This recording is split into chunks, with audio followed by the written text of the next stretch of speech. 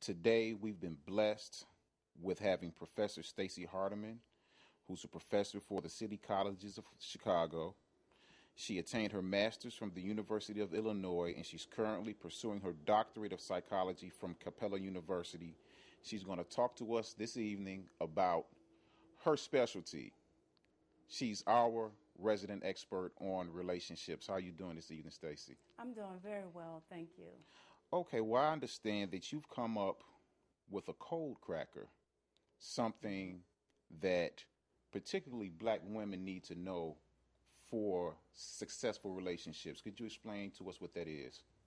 You know, I have been working for about 15 years doing marriage family therapy, working with sisters and brothers on how to make their relationships better.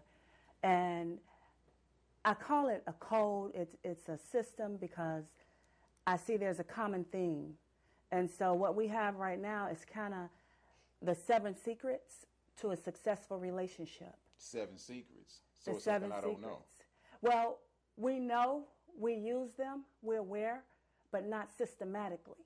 Okay. So that makes them a secret. If we don't know and we're not using them, then it's a secret. Understood. Okay. Now, if you could name off, what are the 7 secrets to a successful relationship, 1 through 7, and then we can expound on each one as we go on with our conversation. Okay. Self-love. We must start with self-love. When we talk about relationships, we go way outside of ourselves. It's external, but it really starts with self-love. 2, spirituality. Many people want to start with spirituality, but if we don't get 1 in order, we don't know what spirituality is because we don't know about self. And then we'll go on a little further and expand on that. Communication is just a given, communication. No, just as we're communicating right now. Absolutely. Gotcha. Intimacy. Intimacy is important, often overlooked, but extremely important in any and all relationships. We have a thing called the gauge. The gauge. That sounds interesting. What might the gauge be? The gauge creates balance, and we need balance.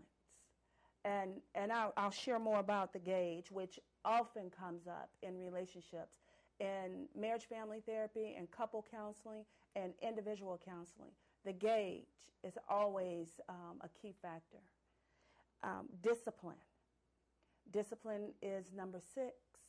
And we start off really where we begin with evaluation. We end with what we begin with, and that's evaluation. And we always have to reevaluate and assess. It can't say, this is good, I got it, and we leave it there.